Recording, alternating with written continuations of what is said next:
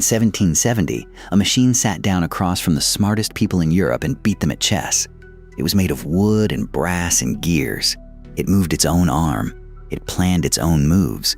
And for the better part of a century, nobody could prove how it worked. It defeated nobles, scholars, and at least one emperor. It even, allegedly, beat Benjamin Franklin. People left the room convinced they had just watched a machine think. This is the story of the Mechanical Turk and of the very simple, very human secret hiding inside it. It began, as these things often do, with a bit of showing off. In 1769, a Hungarian inventor named Wolfgang von Kempelen was watching a performance of stage magic at the court of the Empress Maria Theresa. Kempelen was not especially impressed.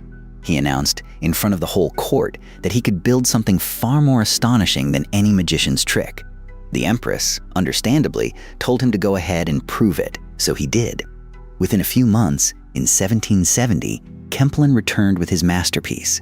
It was a large wooden cabinet about the size of a desk with a chessboard on top, and seated behind it was a life-sized figure of a man. The figure was dressed in flowing Ottoman robes and a turban, with a dark beard and calm gray eyes.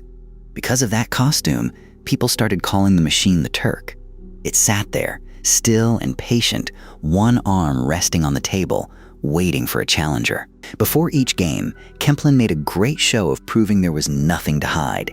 He would open the doors of the cabinet one by one and hold a candle inside, revealing a dense mass of gears, cogs, and machinery. There was clearly no room in there for a person. He would then close it up, and the game would begin. A challenger would sit down and make a move. The Turk would pause, as if considering. Then its wooden arm would rise, hover over the board, select a piece, and move it with a soft mechanical whir. It could nod. It could react. And more often than not, it won. The effect on audiences was overwhelming. Remember, this was a world with no computers, no robots, nothing that could remotely imitate human thought. And here was a machine playing a game of pure intelligence and beating living people at it. Of course, the Turk was not thinking anything. Inside that cabinet, curled into a cramped and very uncomfortable space, was a living, breathing human chess master. The entire machine was built around one job: hiding him. The trick was in the way Kempelen opened those doors. The cabinet was full of gears, yes, but many of them were fake, mounted on a frame that could slide. When Kempelen opened the left side, the operator quietly slid to the right. When he opened the right, the operator shifted back to the left. There was also a sliding seat, so the hidden player could move his whole body out of the way of the candlelight. By the time the audience had seen every compartment, they had never seen all of it at once. The empty machine was never actually empty. The operator followed the game using a clever system. Each chess piece on the board had a small magnet in it. Underneath, the hidden master had a board of his own, where corresponding magnets showed him exactly where every piece was, in the dark. To make the Turk's arm move, he worked a lever and pulley system, like a puppeteer, guiding the wooden hand to the right square. He could not see the room. He was folded into a box, in the dark, sweating over a tiny magnetic chessboard, quietly humiliating some of the most powerful people alive. And the Turk really did take on the powerful. Kempelen toured it across Europe, and later it passed into other hands and kept going. Its most famous opponents were exactly the kind of men who were not used to losing. While serving as America's representative in Paris, Benjamin Franklin himself is said to have sat down against the Turk. Franklin, one of the sharpest minds of the age, reportedly lost and enjoyed it enormously. He treated the whole thing as a delightful puzzle. But the most famous game of all came in 1809, when the Turk was brought before Napoleon Bonaparte. Napoleon, a man who conquered most of a continent, apparently decided to see if he could conquer a wooden puppet too. According to the legend, Napoleon did not play fair. He deliberately made an illegal move, just to see what would happen.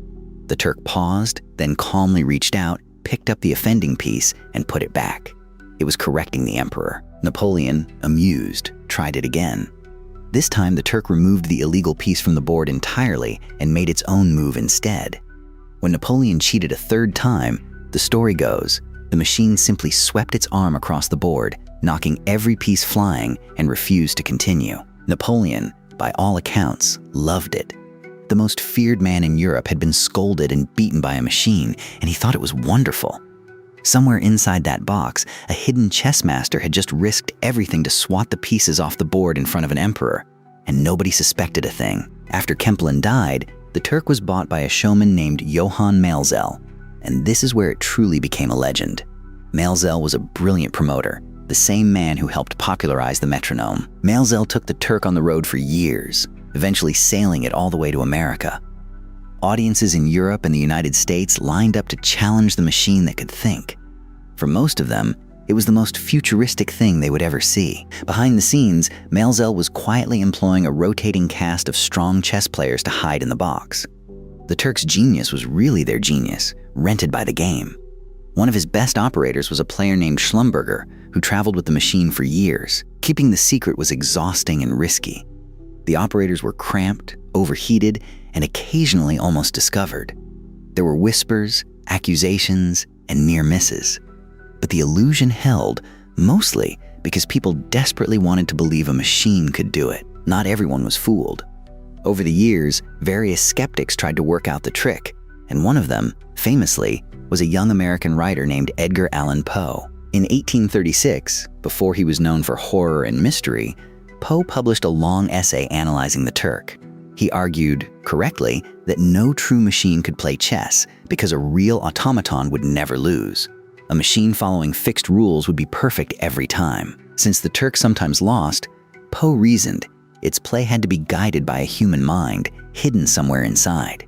He did not get every detail right, but his core conclusion was exactly correct. There was a man in the box.